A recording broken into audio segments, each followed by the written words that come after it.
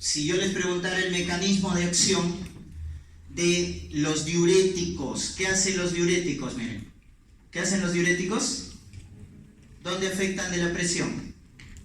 ¿Se acuerdan, no? Presión es frecuencia, volumen por resistencia. ¿Se acuerdan los tres parámetros? Entonces, ¿qué hacen los diuréticos para bajar la presión? Bajan la volemia. Bajan la volemia. ¿Correcto? Ya está. Si te pregunto, ¿qué hacen los beta bloqueadores para bajar la presión arterial? ¿Dónde actúan? ¿Corazón o vaso? Corazón. ¿Por qué? Porque bloquean los receptores beta 1. ¿Y dónde estaba el beta 1? En el corazón. Y también en el riñón, ¿verdad? Entonces los beta bloques están acá, bajando la frecuencia cardíaca, porque bloquean a los receptores beta 1 que están en el corazón. Pero si tú te das cuenta, miren, hay una línea discontinua que va a afectar a la resistencia. ¿Por qué? Porque en el riñón, ¿qué hace? ¿Qué hace en el riñón el beta 1? Aumenta la secreción de renina, pero si lo estamos bloqueando, ¿qué estamos haciendo? Inhibir la secreción de renina. O sea, ¿qué estás haciendo con tu sistema renina-angiotensina? La estás bloqueando.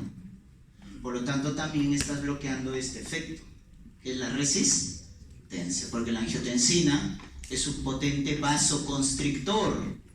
Y si estás bloqueando la renina, ya no se produce angiotensina. ¿Estamos? Por eso esa línea discontinua.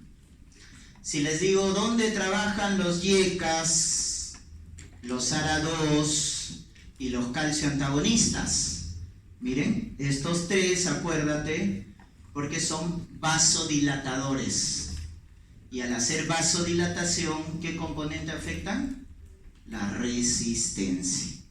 Y ahí están los 5 grupos de antihipertensivos de primera línea.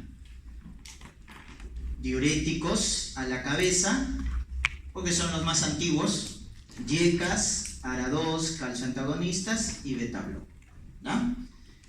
Los ponemos en un orden según eficacia. Es diuréticos, YECAs, ARA2, calcio antagonistas. ¿Y quién está el último en la lista? Los beta bloqueadores, que es el último en la lista, porque vamos a ver más adelante que no bajan la mortalidad. Los beta bloqueadores no bajan la mortalidad. ¿Por qué se muere un paciente hipertenso?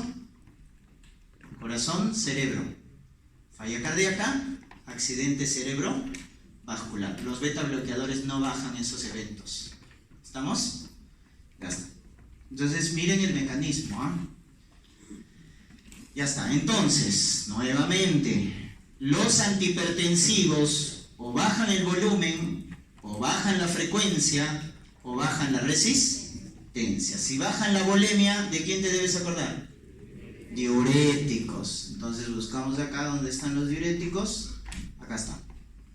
Los diuréticos bajan la volemia. Y al bajar la volemia, bajan la presión arterial. Segundo, ¿quién baja la función cardíaca? Los beta bloqueadores. Entonces vamos acá, miren, ahí está el corazón, su receptor beta 1, ahí están los beta bloqueadores. Disminuyen la frecuencia cardíaca, la fuerza de contracción, es decir, el gasto, por lo tanto bajan la presión arterial. Dicho de otra manera, bajan el tono simpático. Los beta bloqueadores bajan el tono simpático del corazón y de esa manera bajan la presión arterial, ¿correcto? ¿Y quiénes hacen disminución de la resistencia vascular? Los vasodilatadores. ¿Quiénes son los vasodilatadores? Está en el vaso. Los YECAs, porque la angiotensina 2 es un potente vasoconstrictor. Los ARA2, los calcio antagonistas. Están los 3 vasodilatadores, ¿correcto? Ya está. Los demás son antihipertensivos ya de segunda línea, llamémoslo así, ¿correcto? Solo lo vamos a utilizar en casos especiales. Por ejemplo, ¿quién tiene acción central? Los que están durmiendo en la primera parte ya no se duerman en la segunda parte, ¿Ya? Descansen ahorita porque es temprano, algunos están durmiendo. Y en la segunda parte, de acá a 1 hora hacemos un break para tomar desayuno. ¿No? Porque hemos venido muy temprano. ¿No? Pero en la segunda parte ya se levanta, ¿no? Entonces les decía, ¿quiénes son los antihipertensivos de segunda línea? El que actúa a nivel central, chicos. ¿Quién actuaba a nivel central? ¿Los agonistas o antagonistas? Agonistas. ¿De qué receptor? Alfa 2. Muy bien. Entonces ahí está, miren. Agonista alfa 2. Ese es un antihipertensivo de acción central. ¿Correcto? O los bloqueantes, ahí está, miren, alfa 1. Solo hemos hablado de los beta block, pero también podemos bloquear el alfa 1, porque el alfa 1, ¿qué hacía? Vasoconstricción, entonces hay que bloquearlo. Bloqueantes alfa 1. Así como hay beta block, hay bloqueantes alfa 1 que trabajan en los vasos. Y los vasodilatadores directos, acá están los más potentes. ¿Quién es el más potente? Nitroprusiato. Es un vasodilatador directo. Nitroprusiato. ¿Qué hace el nitroprusiato? Produce óxido nítrico. ¿De qué aminoácido derivaba el óxido nítrico, chicos? De L-arginina. De L-arginina. Y el óxido nítrico es un potente vasodilatador. Así como la angiotensina 2 era un potente vasoconstrictor, el óxido nítrico es un potente vasodilatador. ¿Ya? Entonces lo que hace el nitroprusiato es producir óxido nítrico y por lo tanto hace vasodilatación directa. ¿Se dan cuenta? Y acá están todos los fármacos entonces. ¿Ya? Todos los fármacos. Vamos a estudiar esos grupos fármacos. Vamos a comenzar con los diuréticos, ¿correcto? Entonces, ya sabemos que los diuréticos bajan la volemia y mediante la disminución de la volemia bajamos la presión arterial. Vamos ahora a conocer los nombres, ¿correcto? Vamos a presentarlos. Hay 3 grupos de diuréticos, miren. Hay varios, pero vamos a ordenarlos en estos 3 grupos. Tiacídicos, diuréticos de asa y los ahorradores de potasio, ¿no? ¿Quiénes de estos se emplean en la hipertensión arterial? Fueron los más antiguos, o sea, los primeros en utilizarse para la hipertensión, los tiacídicos. Por eso siempre que sale un nuevo fármaco contra la presión arterial, contra la hipertensión arterial, perdón, entonces ¿con quién lo comparan? Con tiacidas. Porque las tiacidas son los más antiguos, los más eficaces, los más baratos, ¿no es cierto? Los que tienen más seguridad, menos efectos adversos. Son buenos. Entonces, bueno, barato, eficaz. Tiene todas las características para colocarlo ¿dónde? En primera línea. En primer lugar, cuando te hablen de antihipertensivos, tú tienes que colocar ahí tiacidas. En primer lugar. Es bueno, barato. ¿Correcto? Entonces lo utiliza. Ahora, ¿qué tenemos acá en el Perú? En el petitorio tenemos este de acá. Hidroclorotiazida, ¿ya? Que es un buen antihipertensivo, pero no es el mejor. Es bueno, pero no es el mejor, porque hay otros con mejores características que vamos a ver, como por ejemplo la clortalidona. Está acá, clortalidona. Y el mejor de todos, indapamida. Indapamida, ¿ya? Porque incluso lo podemos emplear en pacientes con falla renal.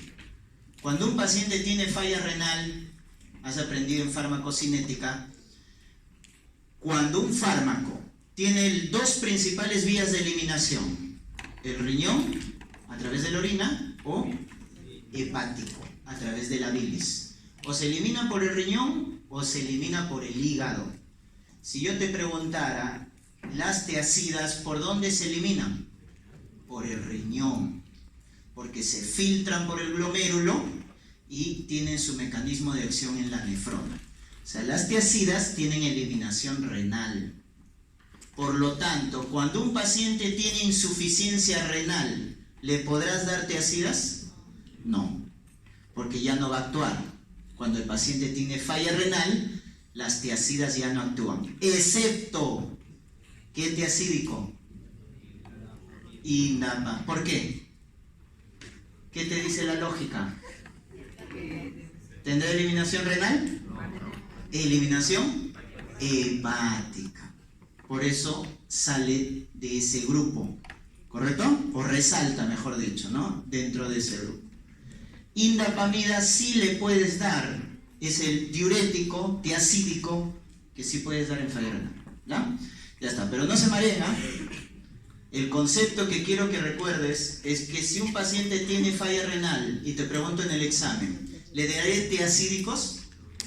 ¿Cuál es el concepto? No. Y al dato específico, ¿cuál es? Ah, doctor, pero indapamida sí. Indapamida sí. Tú tienes que recordarte lo más frecuente y luego recordarte lo más específico. Cuando tú ya veas en la parte clínica, tienes que pensar en lo más frecuente, luego en lo más raro, ¿no? Entonces no eres pues Doctor House, ¿no? Tienes lo más raro. No, tienes que pensar lo más frecuente, ¿ya? Luego lo más específico. Ya está, ese es el dato entonces, tienes que acordarte de ese dato. Muy bien, luego tenemos los diuréticos de asa. De asa, ¿por qué? Porque trabajan en el asa de Henle. Por eso se llaman diuréticos de asa, porque trabajan en el asa de Henle. Son los más potentes, chicos. Los más potentes. Se llaman diuréticos de máxima potencia, de techo alto le llaman. Y ahí tú tienes que recordarte este representante, furosemida. Furosemida es un diurético de asa, ¿no? Es el más potente, sea por vía oral, vía endovenosa, etc. Muy bien. Entonces, como es el más potente, chicos, lo utilizaré en el cuadro crónico o en el cuadro agudo cuando el paciente tiene crisis hipertensiva. En el cuadro agudo. La furosemida, ¿cuándo se emplea? En crisis hipertensivas. ¿Por qué? Porque tiene máxima potencia. No le vas a dar al paciente que tiene elevación de presión de manera sostenida y crónica, no, a ese no, sino al que tiene elevación aguda de la presión, ¿ya? Por su máxima potencia. Y luego tienen los de baja potencia, que son los ahorradores de potasio. ¿Por qué nacen los ahorradores de potasio? Los tiacídicos eran buenos para el cuadro crónico. La furosemida era el bueno para el cuadro agudo. Pero ¿qué problema había con las tiacidas y la furosemida? Que botan sodio y con él botan agua y bajan la volemia, reduciendo la presión, pero también botan potasio. Y al botar potasio por la orina, entonces ¿qué generan en la sangre? Si están eliminando potasio. Hipocalemia. Hipopotasemia. Eso es lo que generan. Entonces no solo botan sodio, sino botan también potasio. Y hay un problema. Cuando hay hipocalemia, el corazón, ¿qué puede hacer? Arritmias. Arritmias ventriculares. Entonces, ese era un problema. Dar tiacidas, dar furosemida, le pueden llevar al paciente hipocalemia. Por eso nace el ahorrador de potasio. El diurético que no te bota potasio, al contrario, ahorra potasio. Y ahí está el antagonista de los receptores de aldosterona. ¿Quién es el antagonista de los receptores de aldosterona? La espironolactona. Porque tú te acuerdas de la aldosterona. ¿Qué hacía la aldosterona? Reabsorbía sodio y secretaba potasio. Bloqueas, pues. Porque ¿qué es lo que quieres hacer con estos diuréticos? Ahorrar potasio. Entonces bloquea la aldosterona, porque la aldosterona es la que bota potasio. Entonces, ¿quién es el antagonista de los receptores de aldosterona? El espironolactona, ¿no? El amiloride, triantereno, bloquean canales de sodio.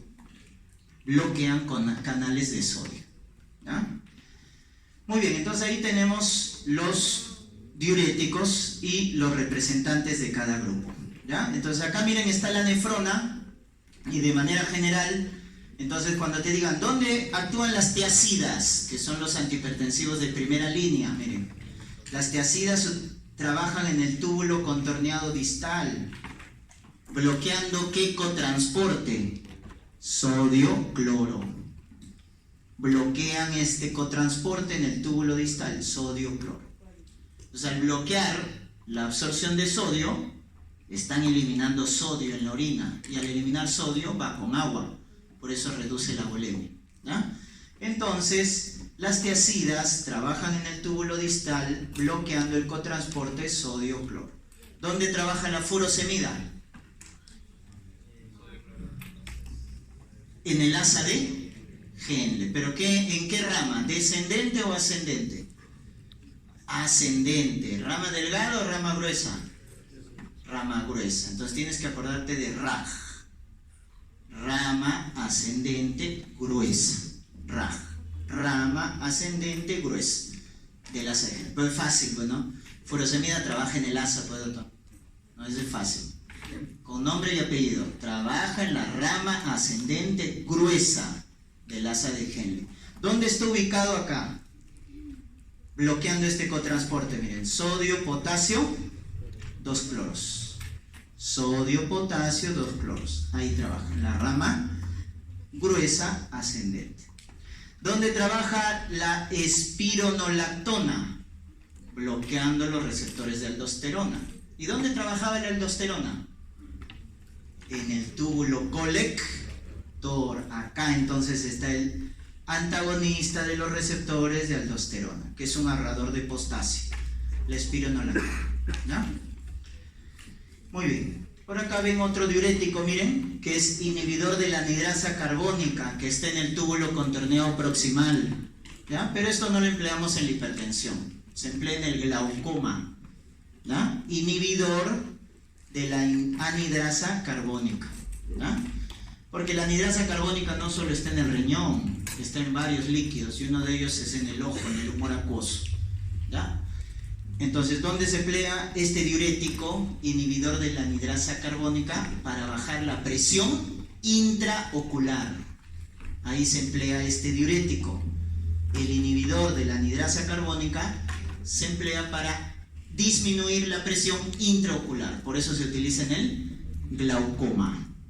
El representante es acetazolamida. Acetazolamida, ¿ya? El inhibidor de la anidrasa carbónica. Ya está. Entonces, cuando te pregunten cuál es la farmacodinamia de las tiacidas, ¿dónde trabaja? ¿En qué parte de la nefrona trabaja, chicos? Túbulo contorneado distal. ¿Bloqueando qué con transporte? Sodio, cloro, ¿correcto? Ya está. Esa es su farmacodinamia. Luego, algunas características de la farmacocinética. Ahí está, miren, el que tenemos acá es hidroclorotiacida, miren, ¿ya? Este es su biodisponibilidad, 60-70%, volumen de distribución 2.5 litros por kilogramo de peso. ¿Qué es la biodisponibilidad, chicos? Es cuánto del fármaco llegó al plasma sin metabolizarse. O sea, si tú le das, vamos a imaginar así, te le das 100 miligramos de hidroclorotiacida al paciente, ¿correcto? 100 miligramos. ¿Y cuánto es su biodisponibilidad? 70% vamos a ponerle. Entonces, ¿cuánto llega al plasma?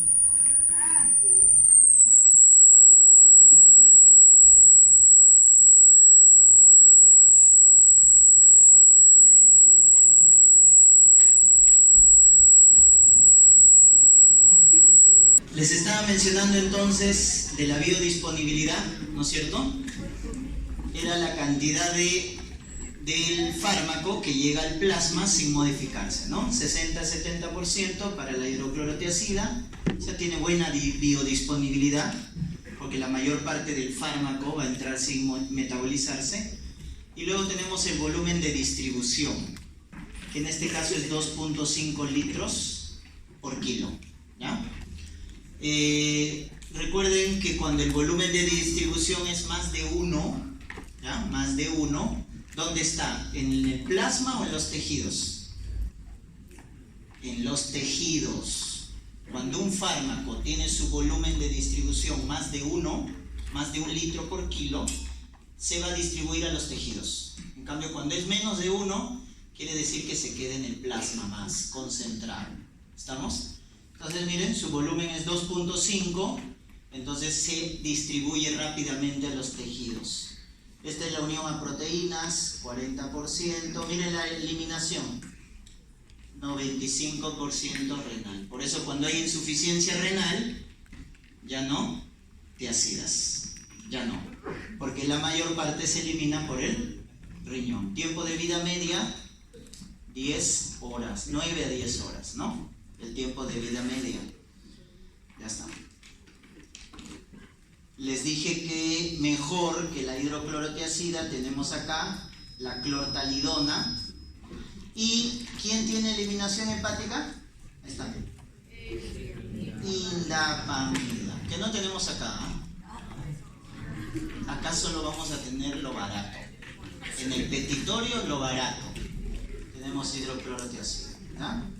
Pero este es para el concepto que sepamos. Siempre hay algo mejor, ¿no? Indapamida, ¿no? Ya está. Miren, saber farmacología es que si yo te pregunto ¿cómo hacen los diuréticos tiacídicos para bajar la presión? ¿Qué bajaban? La bulimia, ya sabe todo el mundo eso, ¿no es cierto? Ya está. Pero ese efecto de bajar la bulimia, miren, es el efecto a corto plazo, en las 2 o 4 primeras semanas. Miren, plasma, volumen plasmático, disminuye en las primeras semanas. Por eso los diuréticos bajan la presión. Pero miren qué pasa a largo plazo. ¿Qué pasa con la bulimia? Aumenta. Entonces ya ahí entro en una contradicción. Porque a corto plazo baja la presión porque baja la bulimia. Pero a largo plazo aumenta la bulimia. ¿Por qué? Porque si yo te pregunto, ¿dónde se reabsorbe la mayor cantidad de sodio, chicos? ¿Túbulo proximal, asa de Henle o túbulo distal? Túbulo proximal. ¿Dónde actuaba tiacidas? Túbulo distal. Si tú bloqueas al túbulo distal la reabsorción de sodio, ¿a quién estás dejando libre? Túbulo proximal. Entonces, ¿qué hace el túbulo proximal si el túbulo distal está bloqueado? Aumenta más la reabsorción de sodio. Por lo tanto, aumenta la a largo plazo. Entonces ahí yo entro en una contradicción porque digo, entonces la disminución de bulimia no es el principal mecanismo para bajar la presión por los diuréticos. ¿Cuál es el principal mecanismo a largo plazo para bajar la presión de los diuréticos? Miren, resistencia, chicos. ¿Qué hace con la resistencia a largo plazo? Disminuye. O sea, ¿qué es las tiacidas? Son también vasodilatadores. Interfieren con la entrada de calcio en los vasos sanguíneos. Entonces, cuando te pregunten, eso es saber farmacología, ¿no? Cuando te pregunten, ¿cómo hacen las tiacidas para bajar la presión arterial? Doctor, ¿a corto o largo plazo? Allá. A corto plazo, bajando la bulimia. Y a largo plazo, que es el más importante, porque tú no quieres bajarle la presión unas semanas al paciente, toda la vida. ¿Cuál es el más importante? A largo plazo. ¿Y cómo hacen las tiacidas para bajar a largo plazo la presión? Bajando la resistencia, porque interfieren con la entrada de calcio en los vasos. Por lo tanto, hacen vasodilatación. Por eso, miren, vamos a regresar a esta lámina. Miren acá, diuréticos, ¿cómo hacen para bajar la presión? Miren, bajan la bulimia, pero ese es su efecto a corto plazo. ¿Cuál es el efecto más importante y a largo plazo? Miren la línea discontinua, bajan la resistencia. ¿Se entendió? Ya está. Entonces no creas que las tiacidas bajan la presión solo bajando la bulimia, sino que también bajan la resistencia. Y ese es su principal mecanismo. ¿Ah? Pues por eso este cuadro. Muy bien. Entonces, ya sabemos el mecanismo de acción, su farmacocinética vienen en presentación oral porque las tiacidas se utilizan para el cuadro crónico. ¿Ya? Están en tabletas.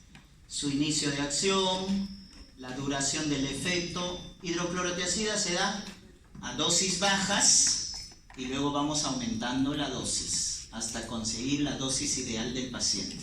¿Ya? 12.5, 25, 50 miligramos al día. Se va titulando, ¿ya? Las dosis bajas y luego vamos aumentando hasta conseguir la dosis ideal. 12.5, o sea, media tableta, luego 25, una tableta o 2 tabletas al día, dependiendo. ¿No? Las tabletas vienen de 25 miligramos de hidroclorotiazida, es una presentación. Es la que más se utiliza. Ya está, ¿para qué? Recuerden.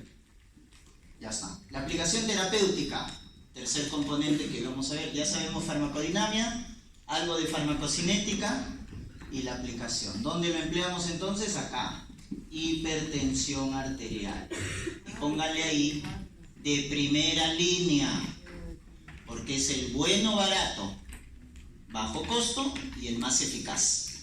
Baja la mortalidad, chicos, y es por eso que es el de primera línea. Está en la cabeza. Baja la mortalidad.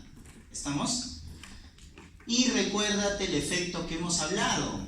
No solo baja la volemia, sino tiene un efecto vasodilatador. Y ese es el efecto más importante a largo plazo, ¿no? Muy bien.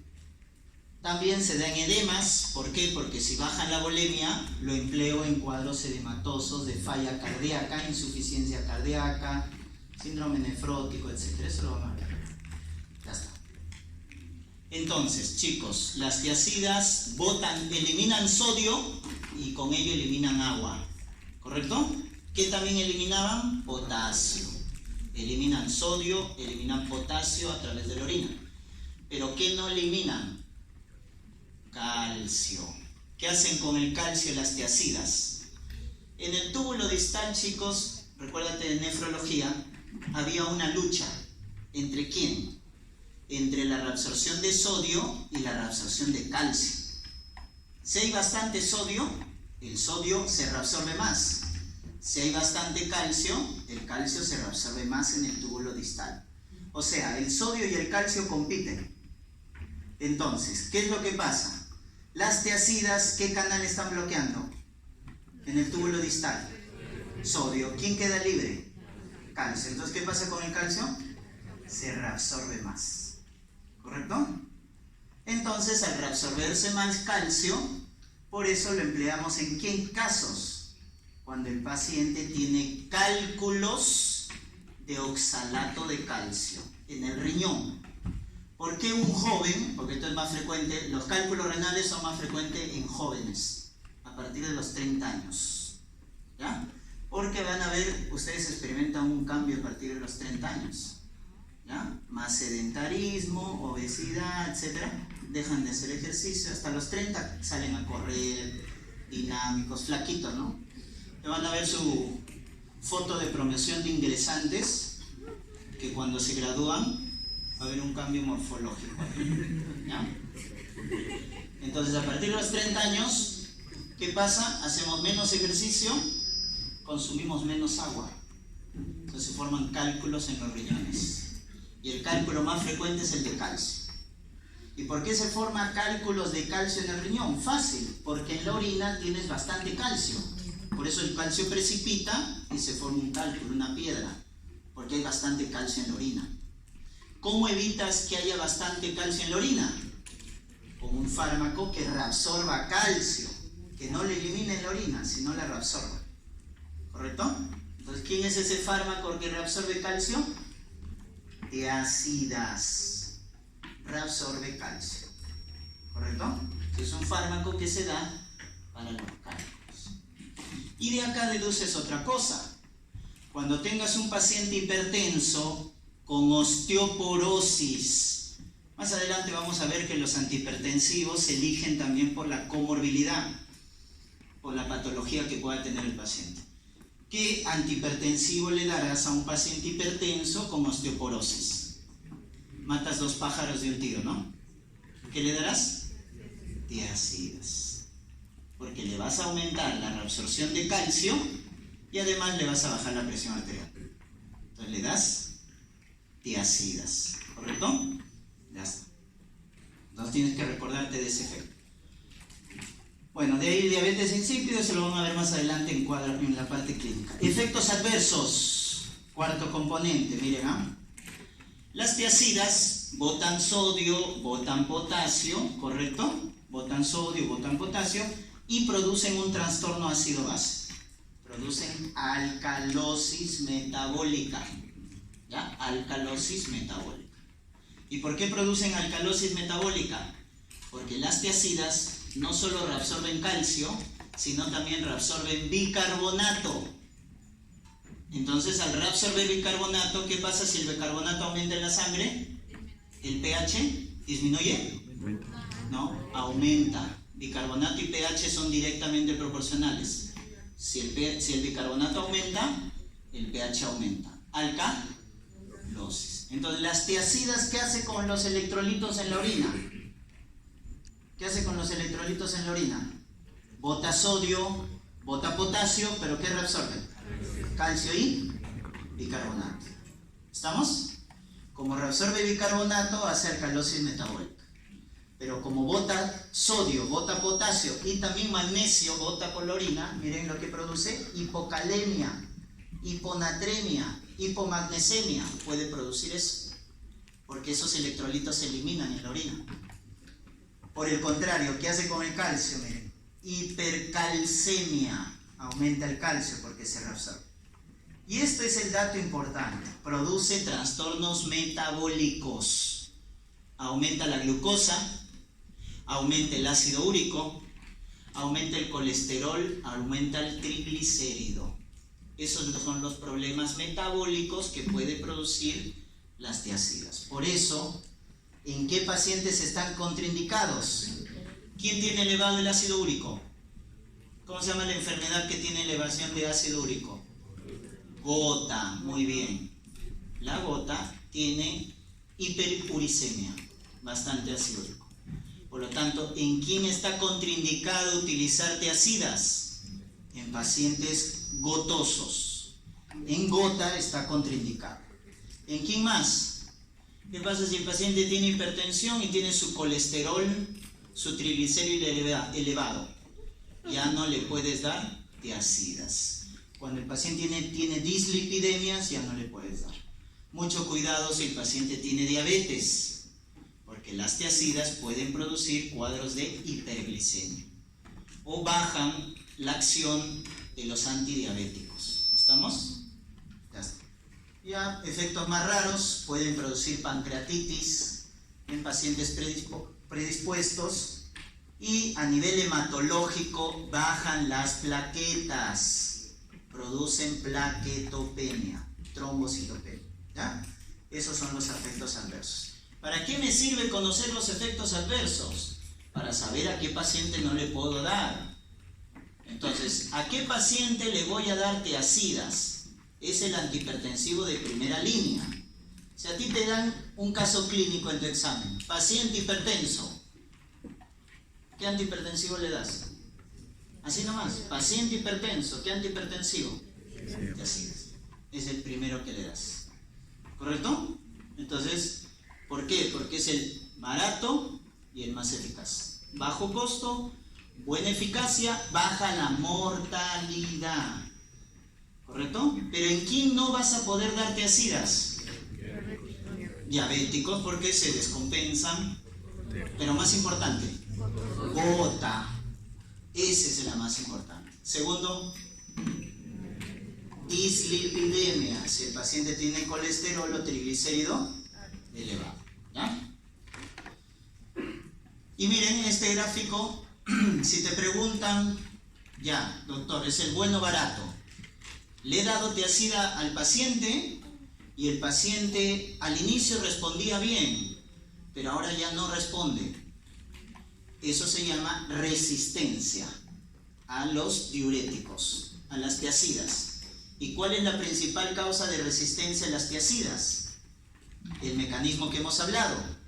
¿Dónde trabajan las tiazidas? En el túbulo distal. Por lo tanto, el túbulo proximal, ¿qué es lo que hace? Aumenta su reabsorción. Como has bloqueado a nivel distal la reabsorción de sodio, miren qué pasa con el túbulo proximal. Aumenta la reabsorción de sodio. Y al aumentar la reabsorción de sodio a nivel proximal, aumenta la volemia y por lo tanto aumenta la presión. Entonces hay que complementar. Si ya un paciente no responde a tiazidas y la causa es por el aumento de reabsorción de sodio a nivel proximal, hay que darle o asociarle otro antihipertensivo.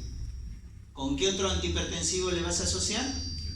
Con YECAS, los inhibidores de la enzima convertida. Esa es la mejor combinación. Diuréticos, YECAS. Es la mejor combinación que van a ver, ¿ya? Cuando hay causas de resistencia. Ya están. ¿Dónde se utilizaban los diuréticos de ASA? ¿Crónico o agudo? Agudo, en las llamadas crisis hipertensivas. ¿Quién era el representante? Furosemida. Ahí está, miren, viene en vía oral, pero la que utilizamos en la crisis es por vía endovenosa, porque actúa rápido y es el de máxima potencia. ¿Por qué furosemida lo empleamos en crisis hipertensivas? Porque es el que actúa más rápido y tiene máxima potencia para bajar la presión arterial. ¿Ya? Viene en vía oral, pero lo utilizamos vía endovenosa. Miren, a los 5 minutos ya inicia su acción, máximo a la media hora, pero su efecto es corto, por 2 horas. ¿Ya? ¿Quién tiene 40 veces más potencia que furosemida? Y no lo tenemos acá. Acá tenemos furosemida, pero hay algo mejor. 40 veces más potente que la furosemida. ¿Quién? La bumetanida. Ahí está, chicos. Está debajo. Bumetanida. 40 veces más potente que la furosemida. ¿Correcto? Ya está. Pero el que tenemos acá es furosemida, con el que te vas a tocar. ¿Es una marca? ¿Cómo? Es como que una marca de... No. Estos de acá que estamos hablando son los principios activos. Genérico. ¿Correcto? El principio activo, genérico. Marcas ya van a encontrar varios nombres ahí comerciales. Lasix se llama, furosemida. Nombre comercial. Estos de acá estamos hablando de principios activos. ¿Ya? ¿Cuál?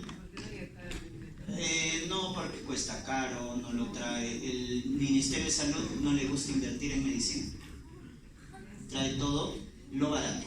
Que a veces puede ser bueno y a veces es malo, ¿no? A veces no es lo mejor. O sea, no digo que el furosemida sea malo, Furosemida es bueno, pero hay algo mejor. Entonces tienes que ver bueno y mejor. Ahora, puedes encontrar también en el petitorio algo bueno, pero algo mejor, pero más caro. Si el paciente no tiene plata, entonces tú ya en la práctica vas a tener que elegir. O le das algo bueno, barato, o le das algo mejor, pero cuesta más caro. ¿Ya? Muy bien. Farmacodinamia de la furosemida. ¿Dónde trabajaba? RAG, ¿no es cierto? Rama ascendente gruesa. ¿Qué cotransporte bloquea, chicos? Sodio, potasio, 2 cloros. Ya está. Este es el que arrasa con todo, Acuérdate así. Furosemida, diurético de ASA, arrasa con todo. ¿Por qué arrasa con todo? Porque bota sodio, bota potasio, bota cloro, bota calcio, bota todo por la orina, ¿correcto? Entonces, ¿qué lo va a diferenciar de las tiazidas? ¿La tiazida qué reabsorbía? Calcio. La furosemida bota calcio. ¿Estamos? Bota calcio. Entonces este arrasa con todo, ¿ya? Miren, ahí está, sodio, potasio, cloro, calcio, magnesio, etc. ¿Ya? Aplicación terapéutica en cuadros agudos como edema agudo de pulmón. Ahí está el dato. Entonces te dicen, paciente hipertenso con edema agudo de pulmón. Es una crisis hipertensiva, porque está haciendo lesión de órgano blanco. Ese edema agudo de pulmón se trata con furosemida, ¿ya? Una injuria renal aguda, podemos darle en falla renal, porque la furosemida, chicos, abre la arteriola aferente, y al abrir la arteriola aferente aumenta el flujo sanguíneo renal. Por eso le puedo dar en injuria renal aguda, cuando el paciente orina poco. Eso se llama oligure, ¿no? En ascitis, cuando hay líquido en la cavidad peritoneal, ¿ya?, del paciente cirrótico, etc. Miren, cuando hay hipercalcemia, ¿ya?, los pacientes con cáncer de pulmón tienen este efecto adverso, calcio elevado. ¿Y cómo le bajamos el calcio? Dándole furosemida. Porque ¿qué hace la furosemida con el calcio? Lo elimina. ¿Quién reabsorbe? Tiazidas. Eso tienen que acordarse. Por eso miren acá, furosemida produce igual que las tiazidas alcalosis metabólica, pero bota potasio, bota sodio, bota magnesio, bota calcio. Ahí está la diferencia con las tiazidas. También aumenta el ácido úrico, la glucosa, puede producir pancreatitis, muy parecido a las tiazidas, ¿no? Pero son raros, ¿por qué? Porque tú furosemida solo das en la crisis, no lo das por bastante tiempo. Por eso estas complicaciones son raras, ¿no? Estas complicaciones lo vemos más en las tiazidas porque le doy de manera crónica al paciente las tiazidas. Muy bien, ahí está entonces, diurético de alto techo, ASA, furosemida, miren, inhibe sodio y potasio 2 cloros y bota todo, En cambio la hidroclorotiazida trabaja en el túbulo distal, bota todo menos calcio. Ahí está, miren, en la orina hay menos calcio porque lo reabsorbe. ¿Y quiénes son los ahorradores de potasio? Espironolactona, amiloride, treantereno, ¿ya? Esto no los hemos visto porque tienen poca aplicación en paciente hipertenso. Lo vamos a ver en la segunda clase, que es cardiovasculares 2. Porque el espironolactona, chicos, se emplea más en falla cardíaca, no en hipertensión arterial. Se emplea más en falla cardíaca. Por eso no les he comentado mucho de estos. Lo vamos a ver en la segunda clase. Salud. ¿Ya? Miren. Ahora, ¿por qué los diuréticos de ASA son los más potentes? ¿Cuánto reabsorbe de sodio el túbulo contorneado proximal? 70-80%. El ASA de Henle, 25% de sodio. ¿Y el túbulo distal? 5%. Entonces, miren, las tiazidas bloquean esto de la reabsorción de sodio. Miren, esta es la excreción fraccionada de sodio. Entonces, ¿cuánto bloquean la reabsorción de sodio de las tiazidas? 5 a 10%. El diurético de ASA es el más potente porque bloquea el 25% de la reabsorción de sodio. O sea, bota más sodio por la orina. Por eso es que es el más potente, porque bloquea la mayor cantidad de la reabsorción de sodio, ¿ya? Luego están los ahorradores de potasio, que son de baja potencia. Por eso en la hipertensión no se emplean mucho, porque bajan poco la reabsorción de sodio. Todos eliminan potasio, excepto ¿quién? Su nombre, pues los ahorradores de potasio. ¿Quiénes eran? Espironolactona, amiloride, treantereno. Cuando tengan ahorradores de potasio, espironolactona, amiloride, treantereno. Todas botan cloro, todas botan bicarbonato, por eso hacen alcalosis. Todos botan calcio, excepto tiazidas. Ahí está, miren, calcio, las tiazidas. ¿Ah? Muy bien.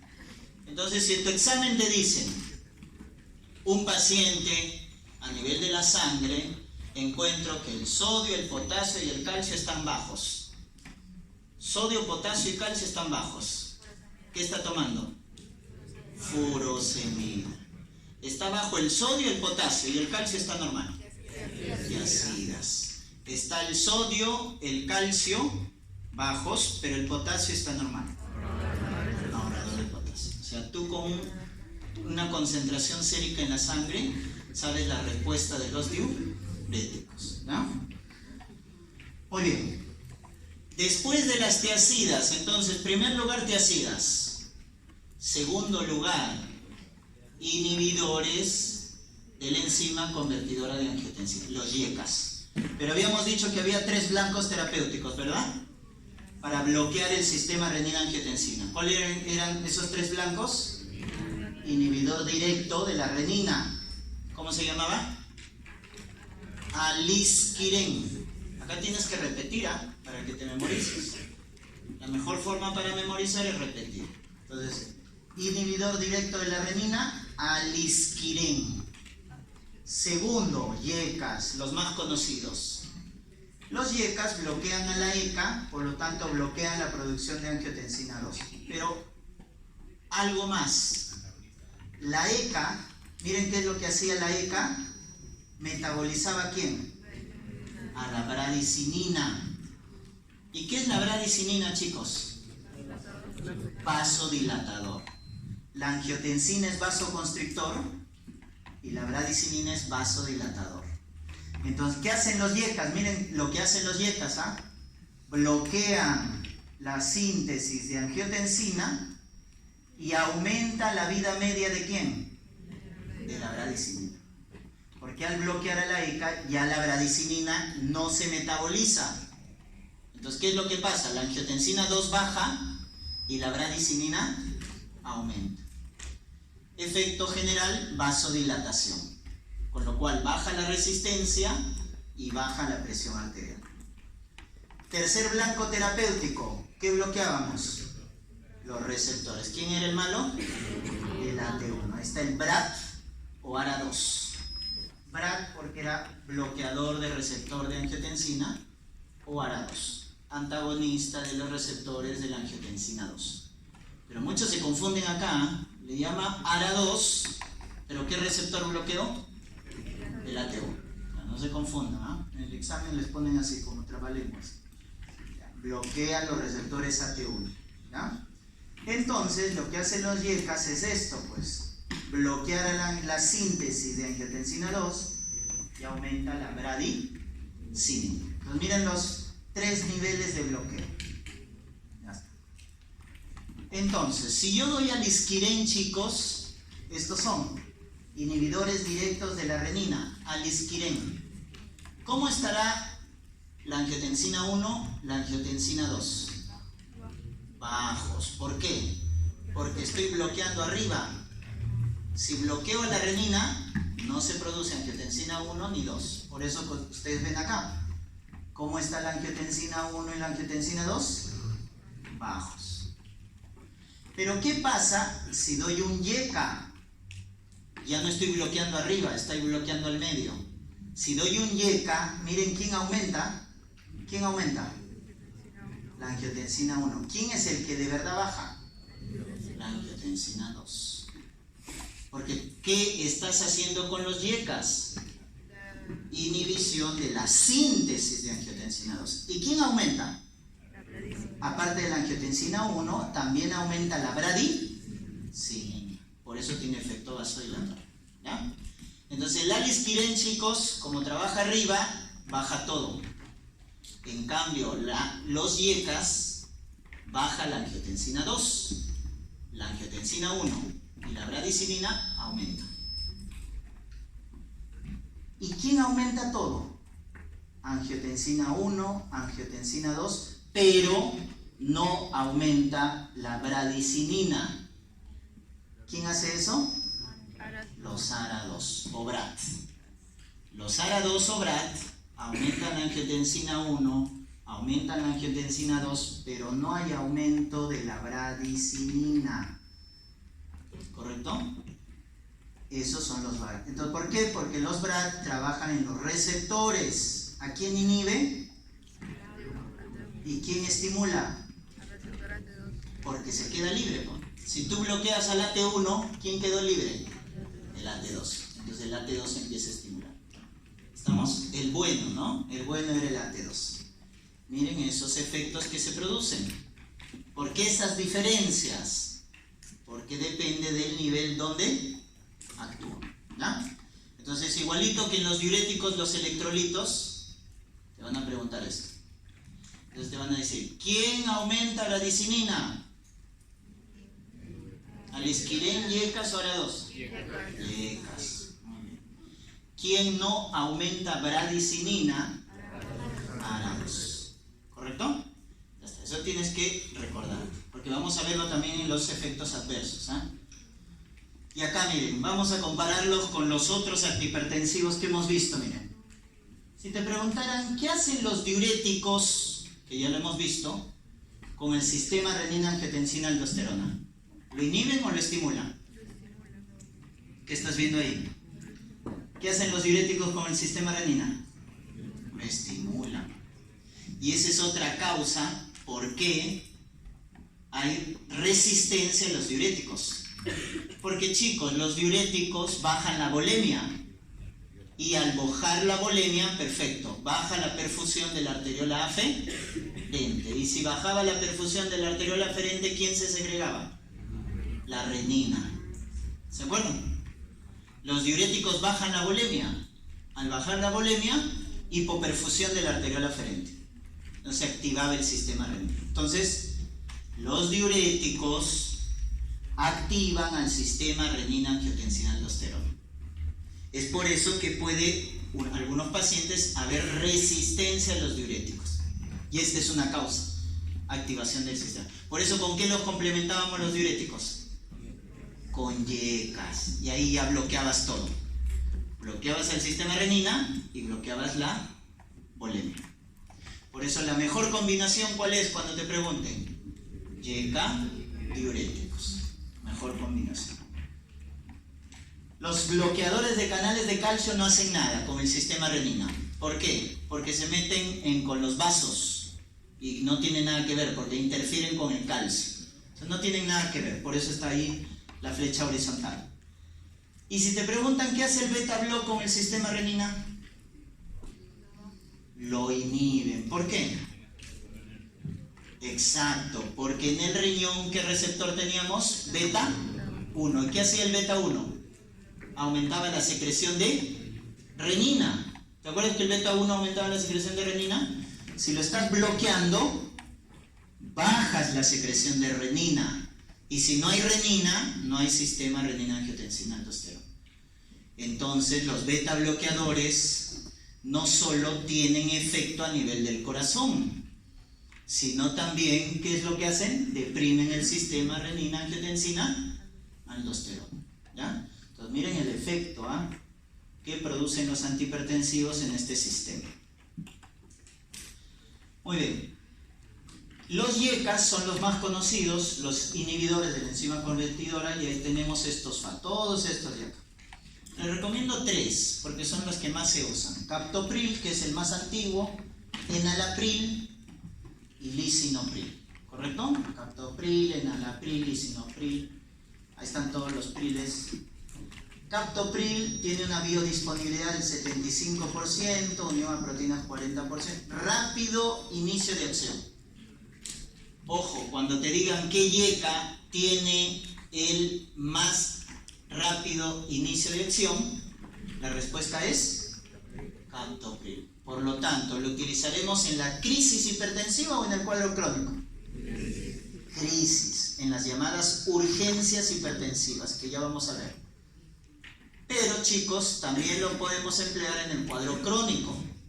Lo empleo en la crisis porque es el que tiene más rápido inicio de acción, pero también se emplea en el cuadro crónico porque tiene buena respuesta. ¿Ya? Se da 3 veces al día, vienen tabletas de 25 miligramos. Captopril, 25 miligramos cada 8 horas, porque su tiempo de vida media es bajo, por eso se da 3 veces al día. Eliminación renal. Enalapril, chicos, es 20 miligramos, 10 miligramos, cada 12 horas es 10 miligramos cada 12 horas. Por eso acá dice 20 miligramos al día. ¿Ya? Chicos, es una prodroga. ¿Qué significa prodroga? Que tiene que activarse, ¿no es cierto? ¿Dónde se activa generalmente? En el hígado. ¿Ya? Entonces, miren, se hidroliza y se activa en el hígado. Por eso demora en hacer efecto. Biodisponibilidad del 60-70%, eliminación renal. Se da 2 veces al día. Y lisinopril se da 1 vez al día, porque bloquea la ECA tisular principalmente. ¿Estamos? El captopril y el enalapril bloquean la ECA plasmática. ¿Y cuánto era la ECA plasmática? 10%. El lisinopril bloquea principalmente la ECA tisular. Por eso hay buen control con lisinopril. Solo se da 1 vez al día. y buen control de la presión arterial. ¿Estamos? Ya está. Aplicación terapéutica. ¿Dónde empleamos los YECAS? O su hermana, de ahora en adelante le vamos a llamar así, ¿ya? YECA, su hermana, ARA2.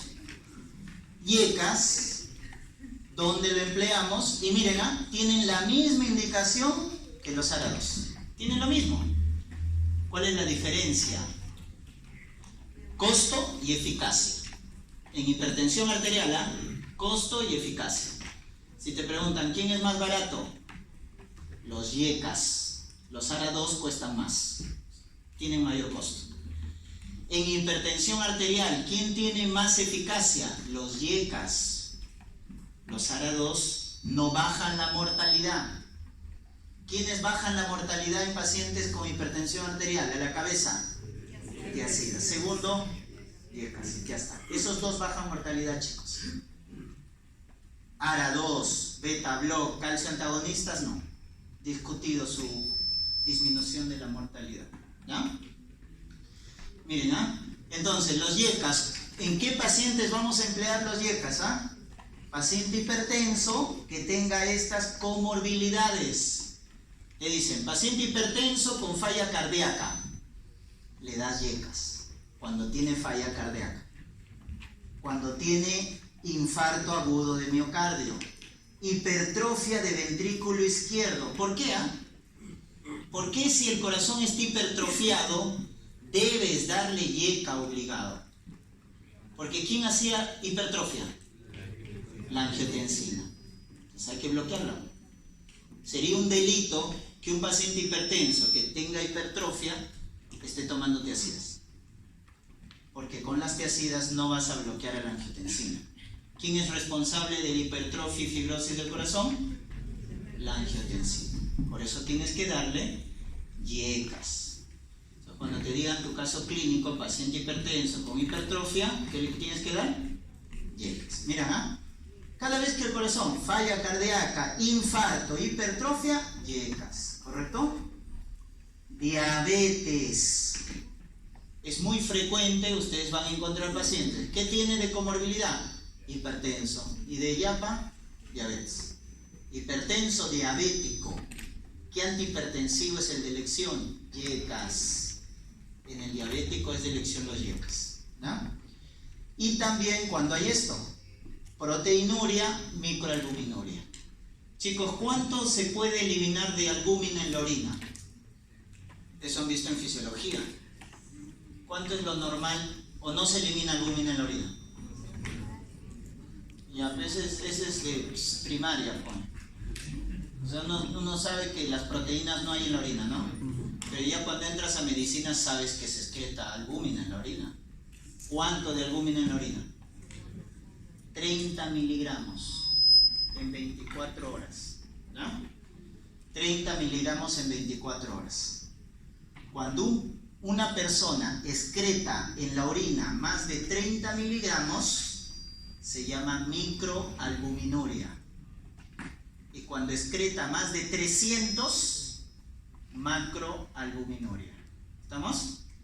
Entonces, ¿es normal que un paciente elimine albúmina en la orina? Sí. La respuesta es ¿cuánto? Hasta 30. ¿Más de 30 cómo se llama?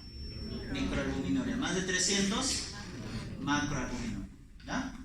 Ya está. Entonces, esa es la microalbuminuria. Y vas a ver ya en fisiopatología, ¿cuál es la primera causa de enfermedad renal crónica que les dije? Primera causa de enfermedad renal crónica, diabetes. Y el diabético hace microalbuminuria. Entonces, por eso en el diabético o el paciente que tiene microalbuminuria, el de elección son los YECAS. Ahora, ¿por qué?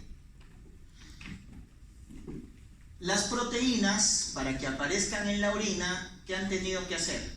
En el glomérulo. Filtrarse. Entonces, un efecto de los YECAS es que van a bajar la tasa de filtración glomerular, chicos. Los YECAS bajan la tasa de filtración glomerular. Al bajar la tasa de filtración glomerular, se filtra menos proteínas. Por lo tanto, excreta menos albúmina. Por eso cuando te pregunten, ¿quién es el fármaco de elección antiproteinúrico? Los YECAS. Los YECAS son los antiproteinúricos. ¿Por qué? Porque bajan la tasa de filtración glomerular y por lo tanto se excreta menos proteínas en la orina. ¿No? Muy bien. Síndrome metabólico, etc. Y los ARA2, las mismas indicaciones, chicos. Las mismas. Por eso, ¿cuándo utilizo los ARA2? Acá está la respuesta. Cuando el paciente no tolera los YECAS. ¿Cuándo le doy a un paciente ARA2? Cuando no tolera los YECAS. ¿Y cuándo un paciente es intolerante a los YECAS? Por su efecto adverso. ¿Cuál es el efecto adverso más frecuente de los YECAS? ¿Cuál? La tos. Es una tos seca vespertina. ¿Y qué? Sí, por las tardes, por las noches más frecuentemente. Y la tos seca, como principal efecto adverso de los YECAS, ¿por qué se produce, chicos? Porque aumentaba algo en los YECAS. ¿Qué aumentaba en los YECAS? La bradicinina. La bradiquinina produce tos porque estimula el reflejo de la tos a nivel de las vías respiratorias. ¿Ya? Es un derivado de las quininas, pues, ¿no? La bradiquinina, y estimula lo que viene a ser el reflejo de la tos. Entonces, cuando te pregunten ¿cuál es el principal efecto adverso de los YECAS? Tos. ¿Por qué se produce la tos? Por el aumento de bradicinina. ¿Quién no produce aumento de la bradicinina? Los ARA2. Por eso los ARA2 no producen tos. Por eso los ARA2 no producen tos. Y es por eso que la indicación de los ARA2 es cuando el paciente no tolera los YECAS. Cuando un paciente, imagínate un paciente que tiene bronquitis crónica, está con tos, encima le das YECA, va a tener más tos, ya no le puedes dar. ¿A qué le cambias? A la hermana. ARA2. ¿No? Otro efecto adverso. Entonces, el efecto adverso más frecuente de los YECAS es tos seca. ¿Y cuál es el más grave? Creo que no está acá. Acá está. El efecto adverso más grave no está. ¿Cuál es? Angioedema. Angioedema, sí. Va a bloquear, edematiza las vías respiratorias altas, produciendo entonces de esta manera insuficiencia respiratoria. Entonces produce angioedema y eso puede comprometer la vida del paciente. Eso es efecto adverso más grave de los YECAS. Y chicos, nuevamente, ¿por qué se produce este angioedema por los YECAS?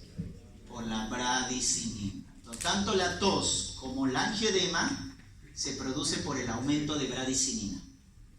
Por lo tanto, ¿quién no produce tos y no produce angioedema? O si lo produce, raro, muy raro. ARA2. Por eso es que los ARA2 se emplean cuando el paciente no tolera los YECAS. O si te cuentan en la historia, no, doctor, yo tomé YECAS y me dio un angioedema. Entonces ese paciente ya no le puedes dar YECAS. Le tienes que cambiar. Es como decir que tiene reacción alérgica, ¿no? Grave. Entonces ya no le das YECAS, le tienes que cambiar a ARA2. ¿No? Otro efecto adverso de los YECAS. ¿Cómo bajaban la proteinuria los YECAS? Bajando la tasa de filtración glomerular. O sea, si no lo monitorizamos bien, ¿qué pasa con los YECAS? ¿A qué pueden llevar? A insuficiencia renal. Entonces, mucho cuidado. Cuando estás dando YECAS, ¿qué debes monitorizar? La tasa de filtración glomerular. Si baja ya demasiado, ya no puedes utilizar YECAS. ¿No?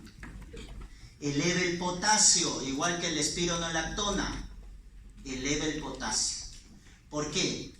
En la sangre, ¿no? ¿Por qué? Porque estamos bloqueando a la aldosterona indirectamente. Y al bloquear a la aldosterona, estamos bloqueando la secreción de potasio. Por eso produce hipercalemia. Contraindicado en el embarazo. ¿Por qué los YECAS están contraindicados en el embarazo? Porque son teratogénicos, producen malformaciones óseas, ¿ya? E hipoplasia pulmonar también. Hipoplasia pulmonar y malformaciones óseas, ¿ya? Está contraindicado en el embarazo. ¿Han estudiado las clasificaciones de los fármacos según la FDA? A, B, C, D, X. ¿Han visto esa clasificación? Ya, revísenla. Clasificación de la FDA se llama. De los fármacos. En 5 categorías. A, B son los más seguros en el embarazo. C, D ya tienen contraindicaciones relativas. Y el X es contraindicación absoluta, no le puedes dar. ¿Dónde están los YECAS? La categoría D. En la categoría D, ¿ya? De la FDA. Entonces están contraindicados en el embarazo, chicos, ¿ah? Los YECAS. Miren, ahí están los efectos adversos que producen los YECAS. Aumentan los niveles de potasio, producen tos. Hay que monitorizar la función renal y los niveles de potasio. Cuando tú te pregunten, un paciente está tomando YECAS, pregunta 2 cosas. ¿Cuánto está el nivel de potasio y cuánto está la tasa de filtración? Porque si el paciente está tomando YECAS y le mides el potasio y el potasio está elevado, ¿qué debes hacer? Suspender los YECAS. Porque ¿qué está produciendo los YECAS? Hipercalemia. Por lo tanto, ¿cuándo suspendes a un paciente YECAS? Cuando el potasio está más de 5.5. Si el potasio está más de 5.5 hay que suspender los YECAS. Y 2, la tasa de filtración. ¿Cuándo suspenden los YECAS? Cuando la tasa de filtración glomerular... ¿Cuánto es la tasa de filtración normal? Muy bien, 120 mililitros por minuto. 120 mililitros por minuto. ¿Cuándo suspenden los YECAS? Cuando es menos de 30 mililitros por minuto, ya no puedes dar YECAS. Entonces, ¿cuándo tienes que suspender los YECAS? Cuando el potasio está más de 5.5 o la tasa de filtración menos de 30. ¿Estamos? Ya está. Los BRAT, ¿dónde trabajan? En los receptores, antagonistas de los receptores. ¿Cuáles eran los malos? AT2. Miren, ahí están todos los efectos adversos del AT2. ¿Y quién queda libre? El AT2. Y miren qué hace el AT2. Vasodilata, inhibe el remodelado cardíaco, es antiinflamatorio, etc. Es el bueno el AT2. Por eso lo que hace el BRAT o ARA2, hermana de los YECAS, es bloquear los receptores AT1 y dejar libre el ARA2. Y no eleva la bradicinina. Y al no elevar la bradicinina, por lo tanto no produce tos, que es el efecto adverso más frecuente de los YECAS, ni tampoco angioedema, que es el efecto adverso más grave. Esa es la gran ventaja del ARA2. El día en que los ARA2 bajen su costo, van a ser de elección, porque van a ser como las tiazidas, buenos, baratos. Pero, ¿qué lo hace de segunda elección? Su costo. Y en el caso de hipertensión arterial, acuérdate, los ARA2 no bajan la mortalidad. Así que no tienes que decidir mucho. Si tienes un paciente hipertenso, diabético, ¿qué le tienes que dar? ¿YECA o ARA2? YECA. YECA es mejor. Es barato y baja la mortalidad. Pero si no tolera los YECAS o tiene antecedente de angioedema, ARA2. Esa es la indicación. Los ARA2 los reservas. Tienen las mismas indicaciones. Estos son los ARA2. ¿Quiénes eran los YECAS? Mencióname los 3. Captopril. ¿Ena? ¿Lisi? No. Estos son los ARA2, chicos. Los sartán, valsartán, irbesartán, telmisartán, candesartán, olmesartán. ¿Ya? El más potente, olmesartán. El más potente. ¿Ya? Olmesartán. Ya está. Muy bien. Y estas son algunas características de su farmacocinética. Por ahí, ¿quién es profármaco? Candesartán y olmesartán, ¿no? Ya está. Ahí tienen para ver varias características de su fármaco siguiente. Vamos a hacer un break, ¿ya?